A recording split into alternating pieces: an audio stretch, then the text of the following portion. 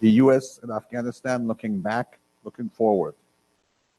In addition to our audience here, we have participants who have joined us virtually, and I welcome them. I can read what they write here. I want to make a disclaimer before we start. This panel here is whoever speaks, the speakers, there's their own views and ideas and not the views of the United States Marine Corps or any other U.S. government agency. And I hope that we keep that in mind as we have a discussion and move forward on this. While it's my distinct honor to be hosting the distinguished panel, I wish that after 20 years of engagement in Afghanistan, we were not in the place we find ourselves. The purpose of today's panel is not to assign blame. Rather, within a U.S. professional military institution's mandate, we hope to learn from the longest war in the history of our country. And yes, discuss what to do with Afghanistan. Most immediately, people, but there are more long-term strategic concerns, including international terrorism, regional concerns, and the role of our peer competitors therein. Ruth Krulak, the Marine General after whom our center is named, once said, and I quote, "You educate or you're finished." That's end of quote. We need to be Afghanistan educated, not to address the glass of milk that has been spilled, as we say in the Marine Corps, but rather not to spill glasses of milk that we are currently or will be holding in the future. Before I introduce our panelists, it is important to remember that as we are sitting here, Afghans are suffering beyond our imaginations. According to the latest issue of The Economist, UN's World Food Program estimate of people, again quote, teetering on the edge of famine worldwide has risen from 42 million earlier this year to 45 million. Remarkably, just one country accounts for almost all of that 3 million, and that's Afghanistan. The country's financial and health systems are collapsing. I'll invite our panelists to discuss the fine line between affording the Taliban legitimacy and recognition while assisting the Afghan people. Also, I personally believe that one of the reasons the United States did not succeed in Afghanistan is related to our discounting the social dimensions of strategy. In his 1979 article, The Forgotten Dimension of Strategy in Foreign Affairs, that was my age, Michael Alford pointed out that strategy should comprise 4 dimensions. While we succeeded in the first 3, operational, technological, and logistical, what about the last, societal? Did we totally misunderstood the Afghan society beyond the few cities and those we were interacting with, as modernizing Afghan governments in the past and the Soviets did? Our panelists are the most able people who can respond to these and many other questions. Again, I thank you, and thank you both, gentlemen. Our third panelist, Dr. Carter Malkasian, is, as we speak, is MIA, but we hope, oh, he is coming. Carter, come. Dr. Malkasian is walking right here, not MIA. I apologize for being late. And also, nice to see you. Good to see you. Oh, that's fantastic. Okay. I would have each one of the 3 panelists here, if I talk about their biographies and what they have done, we will just do that, and then we still have time. So I will be very brief. I'll start with Ambassador P. Michael McKinley. Sir, thank you again. He served as a foreign officer for 37 years until his resignation in October 2019. His last position was a senior advisor to the Secretary of State Pompeo. He served as the U.S. ambassador to very large embassies, Brazil, Afghanistan, Colombia, and Peru, as deputy chief of mission in Mozambique, Uganda, and Belgium, both as U.S. ambassador to Brussels and U.S. mission to the EU. At the State Department, he was Deputy Assistant Secretary in the Bureaus of Population, Refugees, and Migration. He is now at the Cohen Group in Washington, D.C., and totally served 3.5 years in Afghanistan, first as Deputy Ambassador, and then from 2014 to 16 as Ambassador. Again, welcome, sir. Major General Julian Dale Alford is the Commanding General of Training Command. General Alford enlisted in the Marine Corps Reserves in 1985. By the way, I did the same thing in '87, so we go back. Following graduation from West Georgia College, He was commissioned as a second lieutenant in 1987. In his 34 years, he has commanded 3rd Battalion. I'm only talk about what he's done in Afghanistan because the rest of it, I have his biography and we can share that. He has commanded 3rd Battalion, 6th Marine Regiment during OEF and OIF. He was commanding general of Task Force Southwest, including Helmand and Nimroz provinces in Afghanistan, as part of the Operations Resolute Support and Freedom Sentinel. Lord Alford has also served as the Director of Strategic Effects during OEF at ISKP headquarters in Kabul. Again, I thank you, sir, for your continued support of our mission here, MCU, in education and Marine Corps at large, and for your friendship. Last but not least, certainly, Dr. Carter Malkasian. He was a special assistant for strategy to the chairman of the Joint Chief of Staff, again, our own General, Marine General Joseph Dunford, from 2015 to 2019. He has extensive experience working in conflict zones, especially Afghanistan and Iraq, and has published several books. The highlight of his work in conflict zones was nearly 2 years in Garmsar District, Helmand Province, Afghanistan, as a Department of State officer. He has written the award-winning War Comes to Garmsar, 30 Years of Conflict on the Afghan Frontier, Victory, and then Victory, Illusions of Victory, the Anbar Awakening in Islamic State, A Modern History of Wars of Attrition, which was in 2002, the first book in 2013, if I'm not wrong. His newest book, which I recommend highly, is right here, The American War in Afghanistan, published actually this year, 2021. Thank you again. Thank you for coming. And I have given speakers a little bit longer time than they wish. If they don't wish to talk that much, that is absolutely to them. They can talk up to 25 minutes, but if you want to talk less and we have a discussion, that is okay. After which, if need be, we take a break. If somebody wants to do a loo break, and then we get into questions. Those of you here, please just raise your hand. Those of you online, please type your questions and I will see them right here on my screen. Please add your names, who you are, and then I'll read that to you. With that, what we thought would go is, if you don't mind, Dr. Malkasian, we start with you to have a kind of a broader picture going with, I have read this book and it is fantastic. I say that we are not supposed to promote books, but I'm just saying it's a great book. And give us an overarching view of first of the conflict and then the history, as you say, America's war in Afghanistan, to give us an overview. And then, sir, if we get a State Department perspective, and you were at a very, very, I would say, serious time in Afghanistan, as we all think of, August of this year, as you know, and everybody knows, that started, the withdrawal process started in 2012, or even maybe before that. You were there at a crucial time to kind of put us in place of what happened and then whatever else you add. And lastly, sir, I want you to look at it from a military perspective, and again, also to see whether or not what we discussed in 2020, that we have an enduring interest there. Do we still have it? And if so, how the United States can manage that? And lastly, if all three of you could please talk about that what I said before, the learning aspect. We are in a professional military education. That's our job. We don't make policy. We teach Marines and other officers. And how can we use Afghanistan, not shy away from it, use it, as difficult as it may be at times, to learn for future campaigns. And with that, I leave you. Please, you can talk from there, or you can go to the podium. You have a, have you been hooked up? I am. Okay. So you can talk from where you're sitting or go up there. That's up to you. I guess I'll talk from here if that's okay with everyone. Thank you. Thank you for the wonderful introduction, Professor. I greatly appreciate that. And I guess the first thing I want to say is apologizing for being a little bit late. As I was driving, what was sticking in my head was something a Marine colonel had said to me, which everyone in here probably knows very well, which is if you're early, you're on time. If you're on time, you're late. If you're late, don't bother to show the ahem up. That's ringing in my head for the past 15 minutes.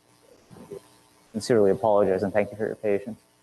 So if we think about the conflict in Afghanistan overall, and we think about what are some of the major questions that we have right now, I think the question that comes up really in our faces is what happened, why did things go the way they did? And for a lot of people, the question would be, why did we lose? And maybe there's probably some debate if we lost or not, but the question of how things turned out the way they did really looms large. And when I want to talk about things right now, I'd like to focus on why things went the way they did kind of over the long term, less so about what happened this year, less so about what happened this July and August. We can talk about that, I think, in question and answer. To really understand how things turned out the way they did, I think we have to look at some of the more longer term things that were happening. So we had all hoped that the Afghanistan forces would be able to fight on their own and survive on their own. U.S. forces were present in Afghanistan first to protect the United States against terrorist threats, and then to enable the Afghan forces to stand up on their own so that we could withdraw our forces from the country while still facing a reduced terrorist threat. So that didn't occur. And from about 2013 onward, actually, it was fairly clear that the Afghan forces were always going to have a hard time standing up on their own. And we were able to see in various battles and various engagements that not always, but too often, the Afghan forces wouldn't succeed against the Taliban, and that their success required our air support and our assistance. Without that air support and assistance, too often they failed. And we can start to think about, well, why did that happen? With all the money that we invested and the time that we spent there, our attempts to train them, our attempts to directly defeat the Taliban, why was it the Afghans weren't able to handle things independently on their own? There's lots of explanations for this. I think right here in the limited time that we have, we'll just try to walk through 3 explanations for how this played out. So the first explanation is something that we've heard a lot about. You should have heard from Sigar, you should have heard it in the news, and that's corruption. That the Afghan government was corrupt, that the people we worked with were corrupt, that the Afghan military forces were corrupt. And certainly there is more than a little truth to this. Certainly those of you who have spent time in Afghanistan are aware of some of the problems that the government and the Afghan military had in this respect. On the side of the government, we know that they were involved in the poppy trade. We know that they were often involved with land schemes to enable themselves to control land and keep land from other folks. We know that they were often part of schemes to tax people in various places, and they would take that money, too often pocket it, too often use it to buy homes in Dubai, not often enough use it to give it back to the people, such that those people would support them, or maybe even to use it to fund their own military units. So that created a sense amongst a variety of people that the government wasn't serving them. And that corruption wasn't just limited to the treatment of the people. That corruption affected the military units as well. So many officers had to pay for their promotions. Once they received promotions, they often had to tax the people or sell off some of the stuff that they were receiving to pay up the chain of command, to pay off what they had to pay for their promotion or to meet other expectations. We would often see what were known as ghost soldiers, where the roles of a military unit would be full, and on the ground, all the forces wouldn't be there. Commanders would be taking the money that was coming down from Kabul, saying that they had a full roster, yet pocketing the money. Weapons being sold that those forces had, such that when the forces went into combat, too often they didn't have enough forces, enough manpower, or too often not enough weapons or not enough ammunition. And when they fought the Taliban, they had a difficult time. In 2014, there was a very difficult battle being fought in Sangin, which is in Helmand province, and many of you I know are familiar with Sangin. And in that battle, it was one of the first times the Taliban really attacked the Afghan forces en masse and in large numbers. And when the Taliban attacked, there were fewer Taliban than there were Afghan army, Afghan police, or Afghan tribal militia local police that were fighting in the area. But those Afghan police in the area, they hadn't been supplied very well.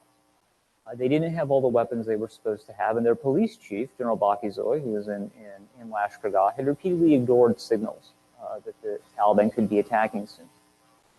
So when I went to Sangin, after that Taliban attack occurred, I heard from the local commanders there how they didn't have the weapons that they were supposed to have, how they didn't have enough AK-47s, how they only had 3 magazines per man versus the Taliban, who had more magazines than that, how the Taliban had an abundance of RPGs, and they too often didn't.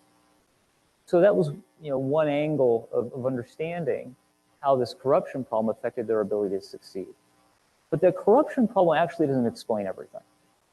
So while in some cases the forces maybe didn't have enough magazines or enough ammunition, it also became clear that the real problem was that the Afghan forces often had more manpower than the Taliban, had more ammunition, had more weapons, yet still were retreating when they didn't receive abundant air support or direct assistance from the United States.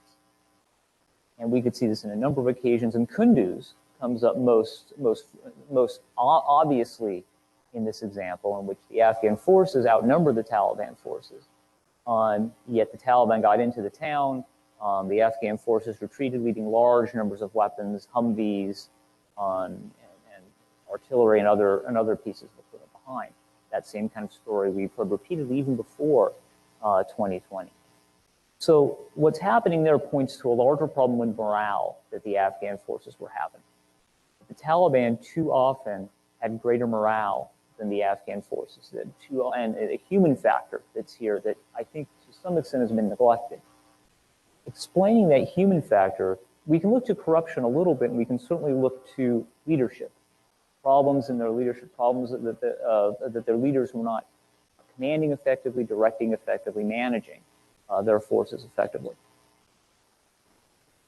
And so for the average soldier, if the average soldier felt that their leader wasn't giving them enough assistance, that their leader wasn't present, that their leader wasn't managing things right, then that would affect their morale.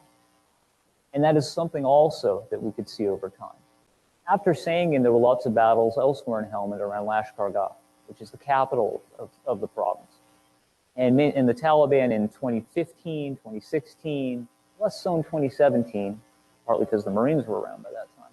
And then again in 2020, they'd attack the capital and try to attack the lines outside of it. And I would hear from Afghan commanders and friends who I knew in the lines there. They would talk about how they were willing to fight hard and didn't want to see the country go, but the Afghan government wasn't there helping them.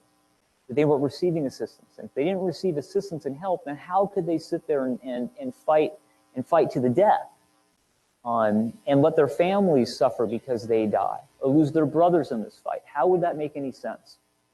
Sami Sadat, the last commander in Helmand, he actually wrote some of this in the New York Times, not what I just said, but he said how this was a problem, that they weren't getting enough help from Kabul, that the leadership was bad and people didn't want to fight for that reason. So I think that's another dramatic problem that we can see in Afghanistan, and that applies not just to Helmand, but other places. But that argument, too, doesn't explain everything that we've seen happen in Helmand, or in Afghanistan overall. That argument, too, misses something else, something fundamental that was occurring, something actually that Ambassador McKinley pointed me at at the end of 2014, I believe. And that's that there's a deeper issue here happening with identity and what it means to be Afghan. That the Taliban can inspire in a way the government does, because the Taliban inspired people to fight against occupation, and to some degree can claim, even perhaps incorrectly so, to be closer to Islam. So bad leaders can't explain everything.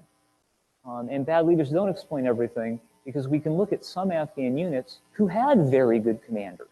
We can think of their special forces in particular, whose commanders were selected on the basis of meritocracy and were fairly well supplied. But when Afghan special forces don't have U.S. air support, they also tended not to succeed. And you can look at it a flip kind of way too. Think about the Taliban. Exactly how good were the Taliban commanders? Exactly how well supplied were their forces? Well, not very. For most of the world, their top commanders and their mid-level operational commanders were sitting in Pakistan. A little bit later, they came back into the country. But for the most part, they tried to stay away. And it's hard to say that their commanders were better than the Afghan Special Forces commanders. And their forces, while they may have occasionally had more ammunition than the government forces, overall, they didn't receive pay for months on end. They didn't have a lot of ammunition. And it's hard to say they were better supplied than the Afghan forces. So this moral question really becomes a critical question here. And the Taliban repeatedly portrayed themselves as fighting occupation, fighting the presence of us. And sometimes that was said in the sense of jihad. Sometimes it was just simply outright said they were fighting occupation. They would claim to be closer to Islam, and we can debate if that's true or not. And their claim certainly doesn't mean that Islam supports terrorism or something like that. But it's also easy to see how the Taliban could easily disparage the government for being on the side of occupiers, and on the side of occupiers who were not of the same religion. Whereas the Taliban themselves, well, the Taliban themselves are the village mullahs. That's where they come from. The Taliban understand the village, understand the people. And for the people looking at who's more credible in talking about Islam, well, the Taliban can come up very clearly in that regard. And I think we can see this explanation a bit too as we just think about some of our experiences inside of Afghanistan. So I think many of you probably got to walk around various villages and various places. Sometimes long after those places had been effectively removed from the Taliban. Yet why was it that shopkeepers were still staring at us with daggers? I don't think it was corruption. I don't think it was upset with the government. They were wondering, why is there a foreigner walking through their streets? I'm struck by a time I was having dinner with someone that we had worked with for a very long time. And we were talking about the future and how there'd be fewer American forces there. And he was apologizing that where we were eating, he didn't bring anyone else to the dinner. I said, don't worry about it, I understand. If you have other people there, then they may accuse you of working with us. And he said, oh, it's too late. And he rolled up his sleeves and he said, we are already stained with having worked with the outsiders. My famous kind of anecdote of this was an anecdote that I got from another Afghan, which talks about a Taliban commander and a government commander arguing with each other over their icons, over their radios. And so as many of you know, it's very easy for the opposite sides to tune into each other's chatter and to talk to each other on their icon radios. So in this story, and they're known to criticize each other or make fun of each other, make fun of each other's mothers and all kinds of other things. But in this particular case, Taliban says to the Afghan commander, you are a puppet of the Americans.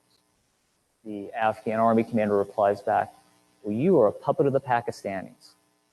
And then the Taliban commander replies back, yes, but the Pakistanis are Muslim. And that's the end of the story being there's no response that one can give to that. And so that also, that sense of fighting, the Taliban are fighting against occupation, that also undermines the feeling and morale that soldier policeman has. Because a soldier policeman has to go home, has to speak to, see his village mullah, see his village, and then wonder about, well, how much am I violating tradition? Why am I not part of the jihad? Why am I not part of Afghanistan's history of fighting occupation after occupation? And we know from surveys that many of the Afghan police and army, they weren't joining these forces to fight. They were joining for pay. They were joining because they perhaps cared about Afghanistan, but they weren't inspired to go and kill or be killed, where it's very clear that the Taliban were. So I guess I'm gone about 15 minutes, and I will proceed for another 5 minutes then to meet with your time schedule. Please. So that also raises the question of, all right, so if we look at those three, let me backtrack. If we look at those three things I mentioned, corruption, leadership, and resistance to occupation in Islam, these are not things that can easily be fixed. These are not things that the United States can fix. These are not things that our soldiers and Marines on the ground can easily fix. These are problems that have to be managed. These are problems that have to be dealt with. So it becomes hard looking in retrospect how the United States could have won in Afghanistan. It's hard to see the times. There are some that I think we could discuss, and there are some possibilities there. But overall, they're few and they're slim. And what seems to be much more important is how one can manage the problem. How well a strategist or someone at the operational level can undertake actions that reduce the cost in money and reduce the cost in lives in being in Afghanistan. The strategic reason to be there always stayed the same: to prevent attacks on the United States, prevent terrorist attacks on the United States. So it was hard for any government to leave, any president to leave, and we could debate that a little bit too about whether or not they really had to stay or not. But I mean, my argument would be they were very constrained, very hard to get out of Afghanistan. So if that's the case and leaving is difficult, then management of the problem becomes extremely important. Management of the problem means not doing things that are going to cost more lives, taking opportunities and options that aren't expensive yet could make things a little bit better. And so two stick out in that regard. One of those is the surge. The surge in Afghanistan between 2009 and 2011, when the U.S. forces on the ground reached 100,000 troops. The majority of the U.S. casualties lie during that period. And at that time, it was costing about $110 billion a year to have those U.S. forces there. So it's a lot of the expense, too. At the time, myself, along with many others, felt that when that surge was being done, that the situation in Afghanistan was quite bad. That the Taliban were near Kabul, the Taliban were near other cities like Kandahar, and that because of that, something had to be done. And I think that that was, I still agree that all those facts about where the Taliban was were true. But in retrospect, I think we have to question more if maybe that wasn't worth it. Maybe sending those forces there didn't, I mean, they accomplished a lot. And so when people say that, well, the surge was a failure, well, tactically it wasn't. Tactically, the Taliban were driven back from all kinds of places. And you can hear that from the Taliban themselves and hear that from Afghans. So that's true without question. But in retrospect, that expenditure probably got us no different than what we ended up with. So in retrospect, strategy probably thought a little bit more that time about what are our options, what different courses could we take? Do we have to surge? Can we put in fewer forces? Maybe we should take away forces. A few years down the line, what's the difference in outcome that's going to be present with that? And so that's one thing I think that we could have thought about differently. The second thing that I'll say that we could have thought about differently is that after 2011, there were lots of plans to get out of Afghanistan and to leave Afghanistan. But those plans never came to fore. They never actually were executed. But in doing them, we did things like remove all Marines from Helmand. We did things like restrict the authorities for the use of airstrikes, reduce advising in locations. This all put the Afghan forces in a much worse position, that they suffered more losses than they otherwise would have, that they took greater hits than they otherwise would have. Now, the cost of a few more troops in a few places, and especially the cost of authorities, were fairly small. So this is, again, occasion where instead of thinking that we were definitely going to do something, we're definitely going to leave, we probably should have thought a little bit more about options. And what if it becomes impossible to leave, as it did in 2015 and 2016, and we feel we have to stay? What are things we could do? What's insurance we could put on this? So that if we find we have to do what we don't want to do, if we find we have to stay, that we don't have to spend so much money. So if Afghans had been given a little bit more support in that period, they perhaps wouldn't have suffered the losses that they did, and we perhaps wouldn't have been forced to do things later on that we had to do. Would that have changed the situation in the end? I'm not sure. It just would have made the strategy better run. So that all casts Afghanistan, and I think the light that I tend to portray it is, whereas it's more of a tragedy. It's more of a case where we were compelled to go in. It wasn't a chance really that we could succeed in the way military interventions usually succeed, but there wasn't a choice. So we were bound to go through this kind of trial. When going through a trial like that, the best thing to think about is how can one manage it better? How can one muddle through? And with that, I'll conclude. Thank you very much. Thank you. Ambassador, the floor is yours, sir. Thank you very much, Professor. And first, I want to say what an honor it is to be with General Alford and Dr. Malkasian. And I would agree, I'll make the plug for Carter's book. absolutely defining text for anybody trying to understand what the last 20 years of U.S. engagement in Afghanistan represented. And I will disclaim right from the start, I am not working in the State Department anymore. They're not consulting me on policy. And so the opinions I offer are definitely my own and informed by experience, but they are personal observations. And I would like to start also by saying I believe that Carter has provided the absolutely essential granular perspective on what it was like to be on the ground, just even with the top lines he offered.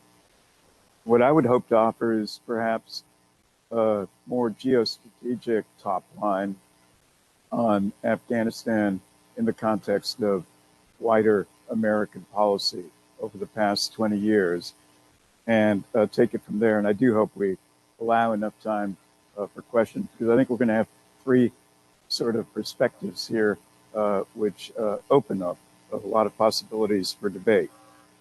But what I would like to do is first acknowledge, and this has become a ritual in Washington, acknowledging the sacrifices that were made. For those of us who were in Afghanistan, there's no ritual about this at all, or symbolism. This was real. This was American lives, young soldiers, not so young soldiers, diplomats, contractors, our Afghan allies, Afghan civil society workers, Afghan politicians, enormous sacrifices over roughly a 15-year period. I think we can point to the first 3 or 4 years being relatively violence-free, and then from 2005, 2006 onwards. This was a real conflict, real sacrifices, right up to the end, when 13 American soldiers gave their lives trying to help the evacuation of 124,000 people from Afghanistan in that final month of August, and trying to assist everybody who had worked with us, worked with our allies, and who were at risk of retaliation from the Taliban.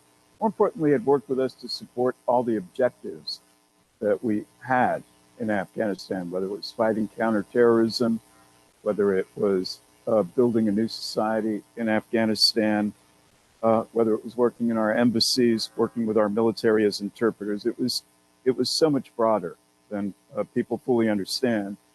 And it's important to remember that there's tens of thousands of people who did not get out and who need to get out.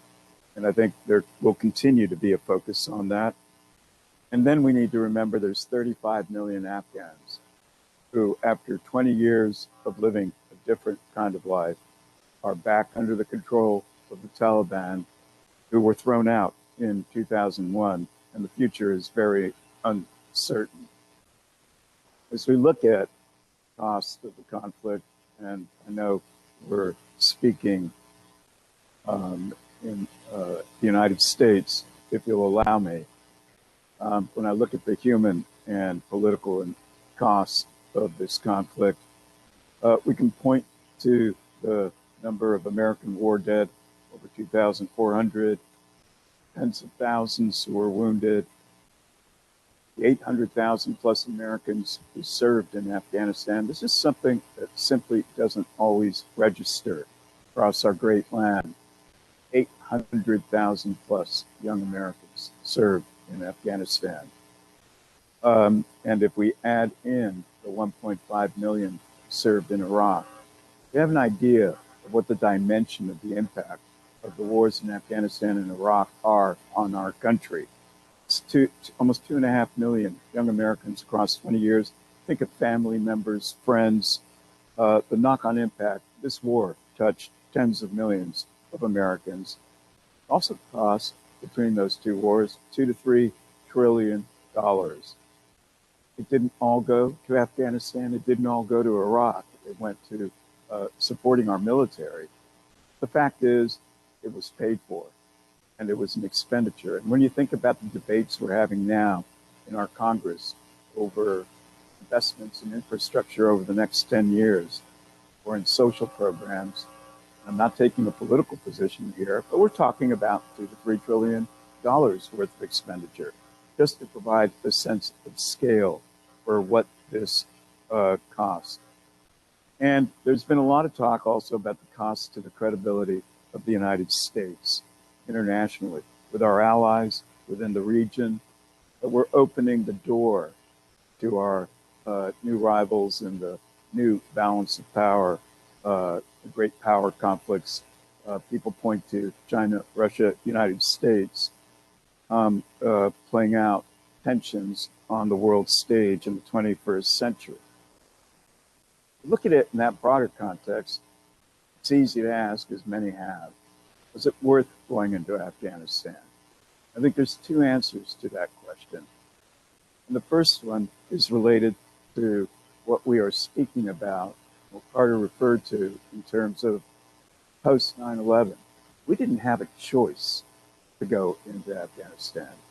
And I hope we never reach a point in revisionist thinking where there's somebody considering we could have dealt with 9/11 a different way. It wasn't just Al-Qaeda. It was a government in a country providing the wherewithal for a terrorist group to attack the United States in the most impactful way, thousands of miles away.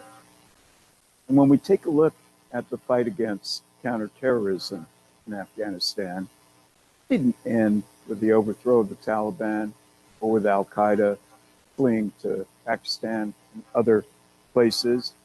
It took 10 plus years before Osama bin Laden was killed, before the structure of Al-Qaeda was significantly enough weakened to not pose a threat to the United States and others in subsequent years.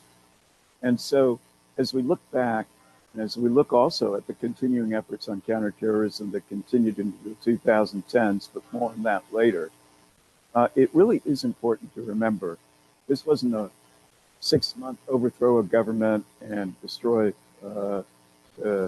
Al-Qaeda in Afghanistan story. It was a 10-year engagement trying to achieve bringing the people who brought 9/11 to the United States to justice or to some kind of end. So it was absolutely the right decision to go in, to commit, to engage. And I think in your studies, for those of you who are students and looking at this, the debate should be over whether we committed enough at the beginning in the 2000s and whether the distraction of Iraq was justified, particularly in retrospect, for the costs we paid in both countries, what we paid for in the Middle East more broadly, whether the decision was right to take our eye off the ball inside Afghanistan. But there's also the issue of the second part of the equation in terms of was it worth it? And that was the United States seeking to remake countries. We focus on Afghanistan because that's what we're talking about. It was also Iraq, and it would have been elsewhere. There was this sense after 9/11, part of the response to the attack on the United States was nation building and ensuring that this could not happen again in troubled parts of the world. So we tried it in Afghanistan. We certainly tried to remake Iraq. We were looking at the broader Middle East. You don't have to take my word for it. There's tons of books and articles on what the broader strategic calculations were of people like Defense Secretary Rumsfeld, Vice President Cheney, and others regarding what they saw as the future map of the Middle East, map figuratively speaking, not literally remaking it. Inside Afghanistan, I already mentioned that we we did not focus enough resources, energy, policy attention in those early years. But there were other challenges that we failed to address. And these came back to bite us in the last 5, 7, 8 years post-surge. I think the line that Carter drew with surge and post-surge is absolutely critical to understanding where we ended up. We failed to understand Afghan political realities. And Carter has gone into some of that. But if I can just throw out a couple of observations on this.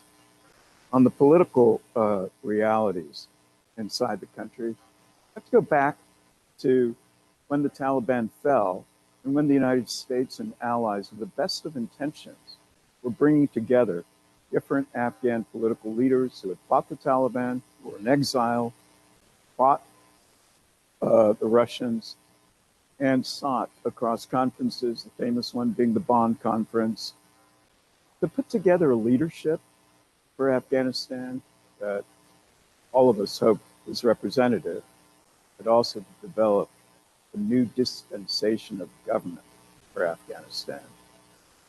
And even at the time, and here I will allow myself a personal anecdote because I've worked on a lot of other conflicts and would love to be invited back to speak about other conflicts I've worked on across the decades.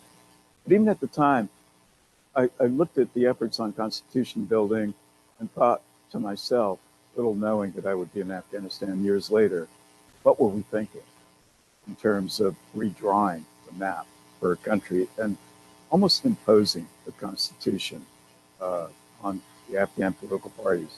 One thing's suggesting outlines. The other is trying to actually build those structures brick by brick. And so there's a lot written on the Constitution that emerged. If I can bring it down to one observation, centralizing state in a country that was highly decentralized. And I would add centralizing state in a country which had managed to maintain a national identity despite having some of the strongest ethnic differences you can find in any country in the world. There was a sense of being Afghan. There was also a sense of the different ethnicities, of how they expressed that and how they worked with each other. That wasn't taken fully into account. There was also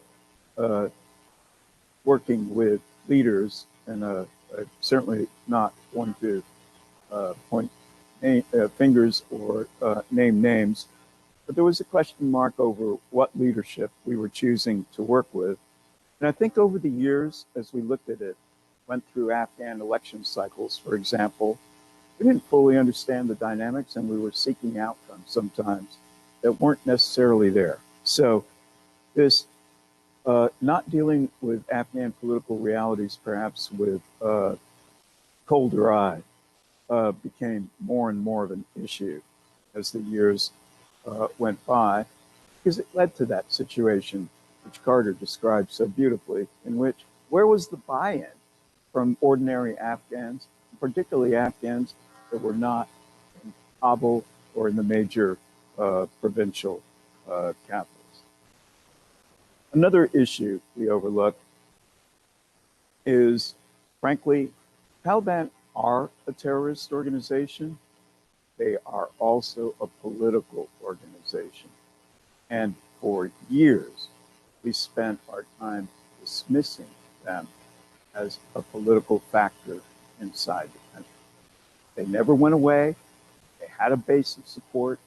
You can argue over how big it was, and it was certainly not that large, but it was certainly large enough. All of you who've worked on conflict or look at the history of conflict in other countries, you don't need more than 10 or 15% of the population. You don't need more than 5% of the population backing you to be able to sustain an insurgency. And they certainly had a political identity in a key region of the country.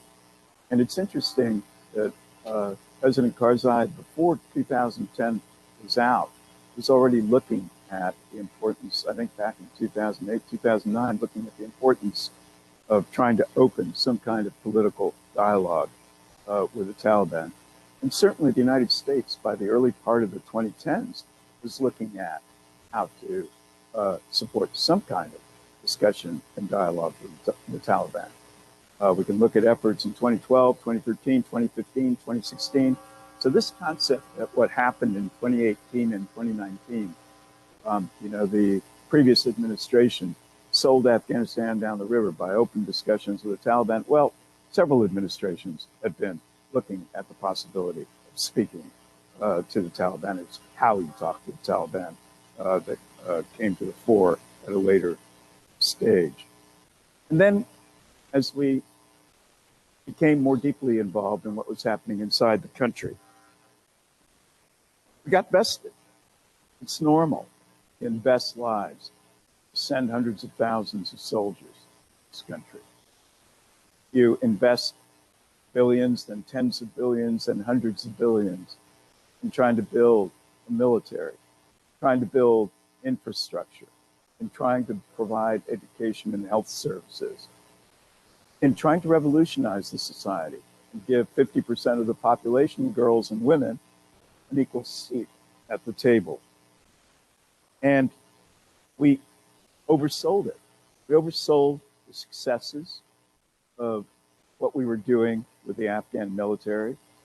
I've written about this. I'm not going to go into it in any great detail, but I would point you to what General Milley said in his testimony to the Hill a couple of months ago, in which he highlighted the shortcomings as we look back in how we work with the Afghan military. And there are lessons to be learned there. And it takes nothing away from the tens of thousands of Afghans who died fighting the Taliban, or the courage of soldiers and leaders, even leaders in the field, to acknowledge that as a whole, it did not come together, it did not become a fighting ethos, and it became a challenge, certainly after the surge ended, in which year after year, from 2013 on, Taliban incrementally made gains. We underestimated the sustainability of the programs we invested in to transform Afghanistan. There were major changes inside the country, and lest we forget, it was the education of girls, there was the incorporation of women into professional lives, particularly in government bureaucracy. There was the building out of infrastructure. There was also freedom of the press.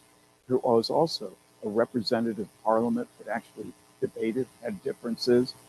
People weren't killing themselves in the aisles. There was a building of government capacity. When the Taliban left, government institutions and departments were non-functional. But at the end of the day, this wasn't enough to hold either an allegiance, make it worth fighting for, or to make it sustainable, the word I used at the beginning. And two factors come into play there. One is corruption, and Carter has gone into that, and I don't feel like belaboring this. There's studies by Cigar which point out the extent of the corruption, the special inspector looking at funding both in Afghanistan and Iraq over the years. And but there's also the issue of the commitment of the Afghan political leadership. And I would add another factor. Where was the United States in terms of deciding that certain things just couldn't happen? We kept sort of extemporizing, trying to figure out how to make things happen, not realizing there were moments where it was important to pull back and try and address things much more forthrightly. So, and I'm going to say the following thing, carefully. If at the end of the day, it was U.S. air power, which was the deciding point between whether people fought for what had been achieved over the 20 years or not, then we were doomed to failure. And it's Carter's point about building up not just leadership, but morale, but commitment to what had been happening over those 20 years. I think there's a lot more we need to understand about that. I'm not pretending to understand it completely. What I am suggesting is Taliban were not 10 feet tall, and they didn't have air power. And something happened this year. Something happened. And we need to understand much more of what happened on the ground, what happened over the past year, what happened with the leadership in Herat and Kandahar, what happened in Mazar. Why didn't anyone decide to deal or confront more forthrightly what was developing on the ground? So at the end of the day, the issue was whether to, and I should I always leave this part out when I speak, but there were the negotiations undertaken by the former administration of the Taliban, which reached a conclusion. And it was basically a commitment to withdraw U.S. forces within a year after the agreement being signed. And it's a little too simple to point to a decision by this administration this year as the turning point. That agreement was already well on its way to implementation across 2020. Thousands of contractors were being pulled back. American troops were being drawn down. The transfer of, if you will, of political engagement to Afghans to negotiate directly with the Taliban was underway. I'm not saying any of this was working the way it should. I'm not getting into that. What I am suggesting is we are facing a situation in which there was an agreement already well on its way to conclusion. And if it had not been followed through with, there would have been renewed and probably much more forceful attacks on American troops in country at a very reduced level, on the American diplomatic presence, on people working with Americans. And I have not particularly enjoyed seeing former persons who served in Afghanistan say, well, nobody was getting killed. Nobody was getting killed by the Taliban because there was an agreement that we were leaving, and the Taliban made the logical assessment that it didn't make sense to attack Americans going forward.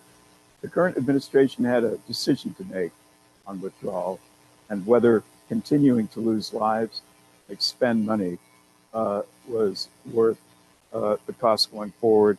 And they made the right decision.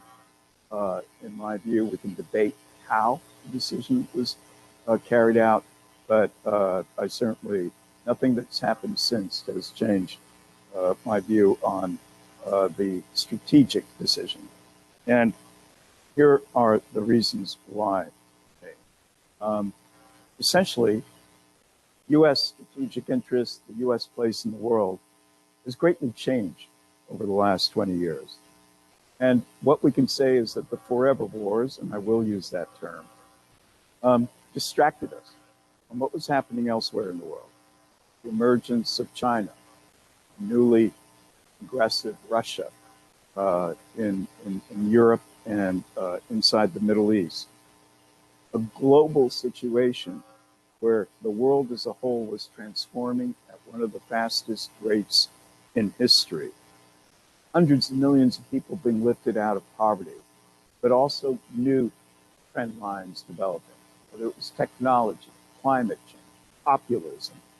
We took our eye off of all these issues, and it came back to bite us as these global trend lines became parts of fundamental transformations in the world and how the United States needs to relate to that outside world.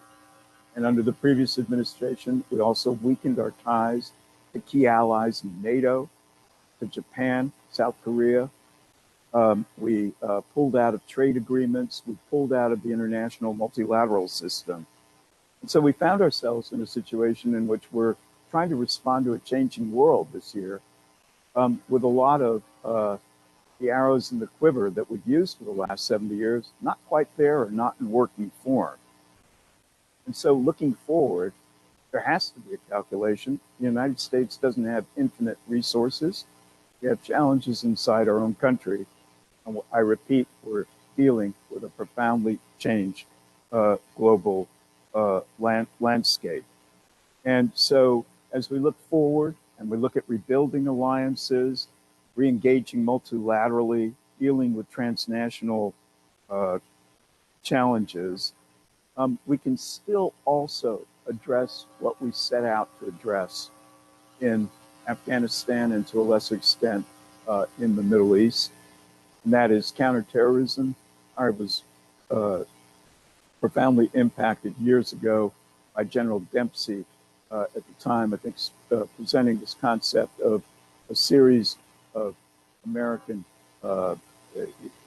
bases or alliances throughout the greater Middle East region, which would allow us to respond to challenges as they surface without having us engage in full-fledged civil wars inside countries or being drawn into wars themselves. And certainly, as we look forward, it's not a question of abandoning our interests or frankly, our strategic necessity in combating terrorism, finding a new way to do it. There's a lot of talk about whether our credibility was permanently damaged. I would suggest, given the menu I've provided of all the other issues on the table, no, it has not. Depends on what we do going forward. I guarantee you, Europeans are a lot more interested in having us focus right now on 100,000 Russian troops on the Ukraine border than they were on our engagement in conflicts in Afghanistan and Iraq. And as we rebuild in the Indo-Pacific, or look at Japan and South Korea, fleshing out Quad talks with India, with Australia,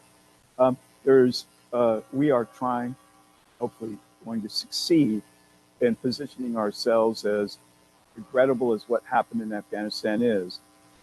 We still are capable of being the sole global power projecting what is important to project, which is a belief in free market system, liberal democracies working with each other, international system that works for a broader common good. And a final point on terrorism.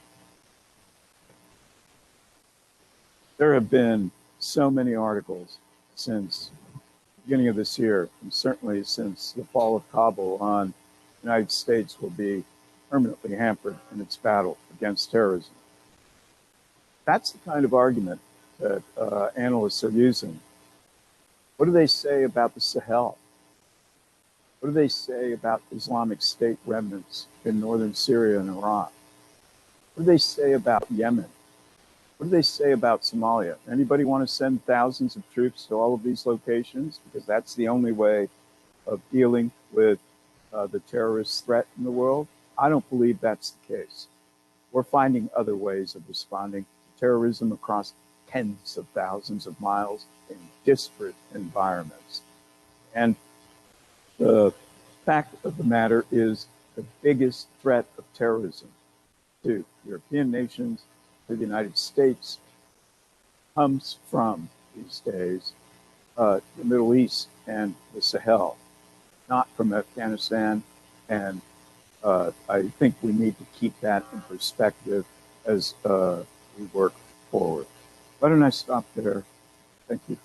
Thank you very much, Ambassador. Thank you, sir. General, all is yours. Thank you again. All right. I guess I'll focus mostly on the military and lessons. I mean, that's where we should be in this school and in time. Talk about lessons learned and how we go forward in the future. I would agree with a lot that we tried to do way too much in Afghanistan. Just a little history. I was a battalion commander there in 04 in Host, Jalalabad, Asadabad, and Gardez. Think about how big that area is and what we were doing at the time. We did lose Marines at that time in 04. Back there in 8 and 9, where I got to visit 30 out of the 33 provinces, so I've seen the entire country. And then back again as a general in 18, 19, working for General Miller, Task Force Southwest. So periodically over the 20 years, 3 different times. I think right out of the gate, very early on, we tried to build an army that looked like the U.S. Army. It was always going to fail. And many of us talked about that early. and talked about that a lot in 2008, 2009 with General McKinley in particular. And was there for 4 months when the surge was being pushed under General McKinley into late 09. I think that at that time we should have went in the opposite direction. I believe spending the 10 months I did with General Miller, he had that idea in his head. And he wanted to reduce the size of the Afghan army, build up more special forces, light infantry type forces that could essentially out-G the G, out-guerrilla the guerrilla is his idea. And he didn't believe it would take more than, at the time we were talking 3,000 to 4,500 to do that in 2 locations for the Afghan strike forces, essentially. And it was always going to be a stalemate for a long time. But if we stayed there, I would have moved to Dwyer. You got a 10,000 foot runway, you're 350 miles from the ocean. You got Iran on your left, Pakistan behind you, and on your right, with big ISR, A-10s, and you could strike anywhere in the country. And it was in the middle of nowhere, and you wasn't taking up anybody's farmland, and it easily defended. Unlike Bagram, that is really, really hard to defend. It takes a lot of forces to defend Bagram. Very big, and it's right up against the city, a town. So we were moving in that direction. That was the idea. And the reason you'd want to stay 2,500, 3,000 size force, for strategic reasons. You're on the left side of Pakistan and the right side of Iran. Russia has big interest in the area, and so does China. By completely being gone, that's much harder to do. We can say that we can do counterterrorism and from long distances, but practically, it really doesn't work. Looking through a soda straw does not work over time. You got to be present. When you're not present, you're absent. Same reason I believe we should stay in Iraq. On the left side of Iran and the right side of Syria. Bad neighborhood that we need to be present. And any time that U.S. forces and our diplomats are in an area over long periods of time, good things happen because we're America. I believe it was worth the cost to stay. I do agree that the surge was never going to work. We were never going to be able to do counterinsurgency and control that country with 100,000 U.S. forces and 50,000 NATO forces. The Afghan army was never going to be an American army that could do that. We gave them Humvees, M16s, and Black Hawk helicopters that they could not maintain. Huge mistake. So those are the lessons that I take away that we should learn as we go forward. And we got some examples of where it's working. Southern Philippines, where the ambassador was years ago in Colombia. So we have examples of American presence over a long period of time with modest objectives and goals. Not trying to change a society. Like the ambassador said, we took the most decentralized people and imposed one of the most centralized constitutions that's ever been done. How do you think we would like it if President Biden assigned the mayor of Rome, Georgia? Wouldn't work, particularly if that mayor came from New York City. That's what we did in Afghanistan. The president decided every governor and most of every province and most district governors. So you can think of provinces like states and districts like counties across our country. So mistakes like that is something that we should be studying and thinking about as we go forward, because I believe in great power competition, we're going to fight proxy wars. That's where we're going to do our real fighting. So small wars are here to stay. And the United States Marine Corps is one of the greatest forces for that. So if we're not studying small wars, then we're making mistakes. And this is one that needs to be studied and taken lessons from. Mostly bad examples. The Afghan papers, 21 chapters of all the things we screwed up over the 20 years. It's pretty depressing to read, but it needs to be read. And then Carter's book is a great book from the entire history of it. And you just don't say all the bad stuff we did. You actually bring up the good things. Unlike the Afghan papers. But it's worth reading. So that's where I sit. I'll take any questions, but I believe that it needs to be studied hard because a proxy war is the most likely war that we'll fight. Not the most dangerous, but the most likely.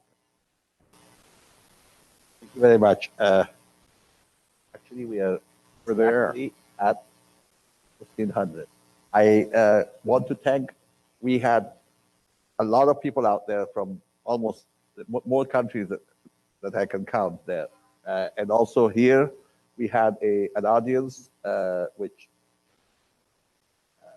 I thank for all of you for being here. But most importantly, I thank all three of you gentlemen. Sir, I have seen you for the first time, and thank you so much for responding to that short email and thanking us. And if you already have said that you want to come back here, we would love to have you, and hopefully have more of educational sessions where we can just talk about issues.